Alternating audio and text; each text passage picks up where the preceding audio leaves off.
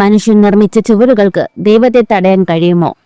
അധികാരവും ജാതിയും പറഞ്ഞ് ഒരാളെ മാറ്റി നിർത്തിയാൽ ദൈവം ആരുടെ കൂടെ നിൽക്കും? ഇതിന് ചരിത്രം നൽകിയ ഏറ്റവും വലിയ മറുപടിയാണ് ഉടുപ്പിയിലെ ശ്രീകൃഷ്ണ ക്ഷേത്രത്തിൽ ഇന്നും ഭക്തർ ദർശനം നടത്തുന്ന ആ ചെറിയ വിള്ളൽ. 16-ാം നൂറ്റാണ്ടിലെ കർണാടക, ഭാരതം മുഴുവൻ ഭക്തിപ്രസാദം അലയടിക്കുന്ന കാലം. അവിടെയാണ് കനകദാസൻ എന്ന മഹാനായ ഭക്തന്റെ കഥ തുടങ്ങുന്നത്. ഒരു സാധാരണ കുടുംബത്തിൽ ജനിച്ച കനകദാസന് കൃഷ്ണൻ എന്നാൽ വെറുമൊരു ദൈവമായിരുന്നില്ല, തന്റെ ജീവശ്വാസമായിരുന്നു. ഭഗവാനെ ഒരു നോക്ക് കാണാൻ കൊതിച്ച് കനകദാസൻ ഉടുപ്പിയിലെ ക്ഷേത്രമുറ്റത്തെത്തി. പക്ഷേ അന്നത്തെ ആചാരങ്ങൾ അദ്ദേഹത്തിന് മുന്നിൽ ഇരുമ്പുമറ തീർത്തു.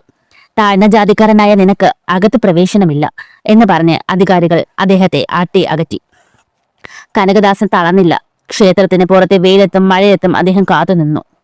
തന്റെ കയ്യിലുണ്ടായിരുന്ന തമ്പുരുമീട്ടി അദ്ദേഹം പാടി, ഭഗവാനെ, ഞാൻ അശുദ്ധനാണോ? ഈ ലോകം മുഴുവൻ അവിടുത്തെ സൃഷ്ടിയല്ലേ, പിന്നെ എന്തിനാണ് എന്നെ മാത്രം പുറത്താക്കുന്നത്?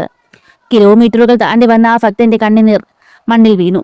ഒടുവിൽ ക്ഷേത്രത്തിന്റെ പിൻവശത്തെ ചുവരിലേക്ക് അദ്ദേഹം നടന്നു നീങ്ങി. അവിടെയാണ് തന്റെ പ്രിയപ്പെട്ട കൃഷ്ണനെ ധ്യാനിച്ച് അദ്ദേഹം പൊട്ടിക്കരഞ്ഞു. പെട്ടെന്നാണ് ആ അത്ഭുതം നടന്നത്. ക്ഷേത്രത്തിനുള്ളിൽ വലിയൊരു പ്രകമ്പനമുണ്ടായി. ഭൂമി കുലുങ്ങുന്നത്